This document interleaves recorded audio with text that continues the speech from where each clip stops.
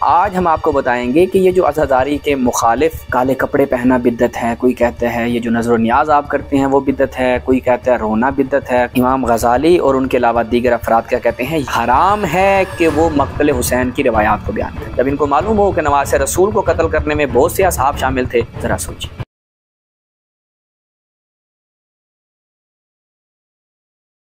بسم اللہ الرحمن الرحیم۔ ناظرین، ایام محرم جب شروع ہوتے ہیں تو دیکھتے ہیں سوشل میڈیا پر کچھ مفتیوں کی جانب سے محرم اور عزاداری کے حوالے سے اعتراضات کیے جاتے ہیں۔ کوئی آ کر کہتا ہے کہ کالے کپڑے پہننا بدعت ہے، کوئی کہتا ہے یہ جو نظر و نیاز آپ کرتے ہیں وہ بدعت ہے، کوئی کہتا ہے رونا بدعت ہے، کوئی تھوڑا سا نرم رویہ دکھاتے ہوئے کہتا ہے چلیں رونا مسئلہ نہیں ہے، ماتم کرنا بدعت ہے، یہ زنجیر زنی، کما زنی، یہ اس طرح کی یہ ساری چیزیں بدعت ہیں۔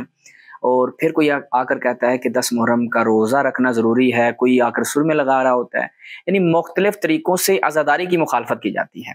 آج ہم آپ کو بتائیں گے کہ یہ جو عزاداری کے مخالف افراد ہیں اور جو یزید کے مدافع افراد ہیں، یہ بالآخر کیوں عزاداری کی مخالفت کرتے ہیں اور یزید کا دفاع کرتے ہیں۔ خود انہی کی کتاب سے آج ہم آپ کی خدمت میں وہ وجہ بیان کریں گے۔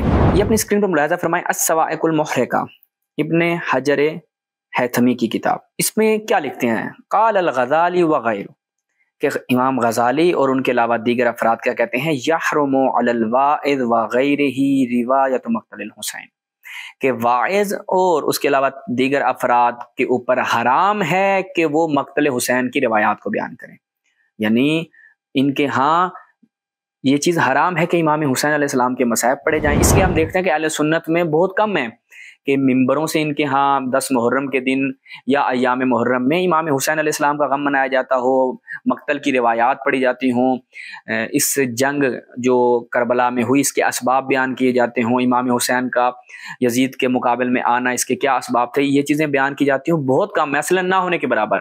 فقط یہ آ کر کیا کرتے ہیں؟ اعتراض کرتے ہیں کہ جی آپ شہدائے کربلا میں سے چند افراد کا ذکر نہیں کرتے چونکہ ان کے نام فلاں شخصیات میں ہیں۔ بھائی اگر ہم ذکر نہیں کرتے تو آپ کتنا ذکر کرتے ہیں؟ جن افراد کا ہم ذکر نہیں کر رہے جو شہدائے کربلا میں سے تھے، تو آپ آ کر ان کا ذکر کریں۔ آپ اگر کیوں بیان نہیں کرتے؟ جب آپ خود دعوے دار ہیں کہ ہم نواسہ رسول سے محبت کرتے ہیں، امام حسین علیہ السلام سے محبت کرتے ہیں، یزید پہ لعنت کرتے ہیں، تو بابا آ کر بیان کریں ان چیزوں کو۔ کیوں بیان نہیں کرتے؟ کیا وجہ ہے؟ ایک کلپ جو ہے وہ خود سوریہ کے مفتی اعظم کی زبانی ہم آپ کی خدمت میں جو ہے وہ ابھی پیش کریں گے، وہ ملاحظہ کریں، اس سے یہ معلوم ہو جائے گا کہ یہ لوگ کیوں امام حسین علیہ السلام کی شہادت اور اس کے اسباب سے گھبراتے ہیں۔ ملاحظہ کریں۔ فَإِذَا بِي وَاسْمَحُوا لِي أَنْ أَقُولَهَا بِصِدْقٍ عَشَرَاتٍ مِّنَ السِّنِينَ وَأَنَا عَلَى مَقْعَدِ الدِّرَاسَةِ لَا أَسْمَعُهَا مِنْ أُسْتَاذٍ لِّي أَنَّ يَوْمَ عَاشُورَاءَ كانت فيه مأساة الأمة الإسلامية. لماذا كانوا يخفون عنا ذلك؟ سامحهم الله. قال خوفا من أن تتأثر فتتشيع. خوفا. هل تخبأ الحقائق خوفا من المذاهب؟ جی، یہ آپ نے ملاحظہ کیا کہ اگر لوگوں کو معلوم ہو جائے امام حسین کو قتل کرنے کے پیچھے کون سے افراد تھے، کیا اسباب کار فرماتے، اگر لوگوں کو معلوم ہو جائے تو وہ شیعہ ہو جائیں گے۔ بھائی شیعہ کیوں ہو جائیں گے؟ چونکہ ان لوگوں کو معلوم ہو جائے گا کہ یزید کی ان کے بہت سے اصحاب نے بیعت کر لی تھی۔ یہ جو آج اصحاب کے اوپر اگر کوئی بات کرے اس کو قتل کر دیتے ہیں، اور ایک فتنہ پاکستان میں پھیلایا ہوا ہے اور ایک دہشت گردی پاکستان میں ہمیں دیکھنے کو ملتی ہے۔ اگر لوگوں کو معلوم ہو جائے کہ امام حسین علیہ السلام کے قتل میں بہت سے اصحاب شریک تھے، تو لوگ یہ جو مذہب ہے اس کا اس سے ہاتھ اٹھا لیں گے۔ یعنی یہ جو مذہب بنایا ہوا ہے کہ تمام کے تمام صحابہ جنتی ہیں، تمام کے تمام صحابہ عادل ہیں اور ان سے دین لینا چاہیے، جب ان کو معلوم ہو کہ نواسہ رسول کو قتل کرنے میں بہت سے اصحاب شامل تھے چونکہ ان اصحاب نے یزید کی بیعت کر لی تھی۔ اپنی اسکرین پر ملاحظہ فرمائیں، البدایہ والنہایہ ابن کثیر دمشقی کی جلد نمبر 8۔ اس میں ہم ملاحظہ کریں کہ بہت سے لوگوں نے یزید کی بیعت کر لی تھی سوائے چند افراد کے، مثلا عبداللہ ابن زبیر، امام حسین علیہ السلام، ابن عباس وغیرہ کے، یعنی یہ 3-4 جو افراد ہیں ان کے علاوہ باقی دیگر تمام اصحاب نے یزید کی بیعت کر لی تھی۔ یعنی یزید جیسے فاسق و فاجر کی تمام اصحاب نے بیعت کر لی، اور امام حسین علیہ السلام کے قاتلین میں بھی بہت سارے اصحاب شامل ہیں۔ اگر یہ بیان کیا جائے گا کہ امام حسین کو قتل کرنے والے کون تھے اور اس کے پیچھے کیا اسباب تھے، تو واقعاً جیسے ان مفتی اعظم نے کہا کہ لوگ شیعہ ہو جائیں گے، اور اس لیے ہم یہ بیان نہیں کرتے۔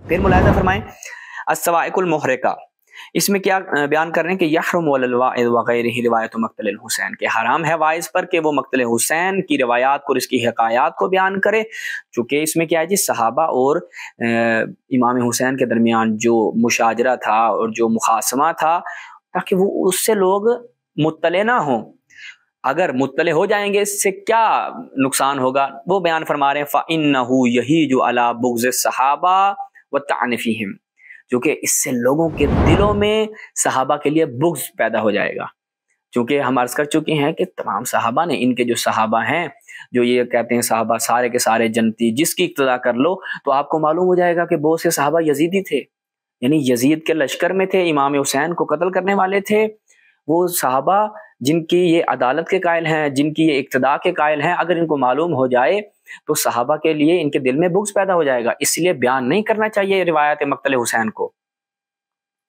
وَهُمْ أَعْلَامُ الدِّينِ، یعنی یہ جو صحابہ ہیں علام دین ہیں، وَتُلَقَّى الْأَئِمَّةُ الدِّينَ عَنْهُمْ رِوَایَةً، اور جو ائمہ دین ہیں یہ ان سے روایات لیتے ہیں، یعنی صحابہ سے دین لیتے ہیں، کون سے صحابہ کے؟ جو امام حسین کے قتل میں شریک تھے، جیسا کہ ہم آپ کی خدمت میں پہلے بھی بیان کر چکے ہیں، اور انشاءاللہ ہم اگلے کلپ میں اپنے بیان کریں گے وہ کون کون سے اصحاب تھے کہ جو امام حسین علیہ السلام کے قتل میں شریک تھے۔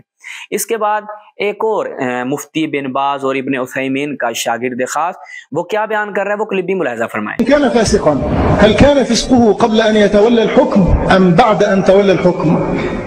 فإن كان فاسقا قبل أن يتولى الحكم إن قلت أنت بذلك فأنت قد طعنت في معاوية والصحابة أجمعين، لأن معاوية رضي الله عنه يعلم فسق ولده ثم يوليه العهد ويأتي الصحابة فيبايعونه، فهذا القول معناه اتهام معاوية بالغش واتهام الصحابة رضوان الله عليهم بغش المسلمين۔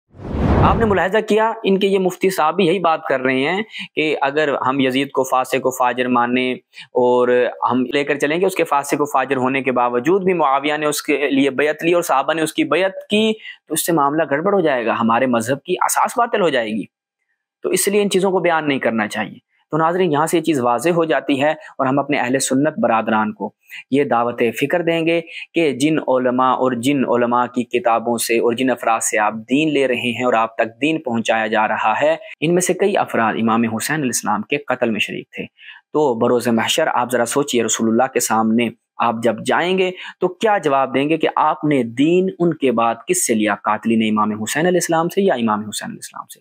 ذرا سوچئے۔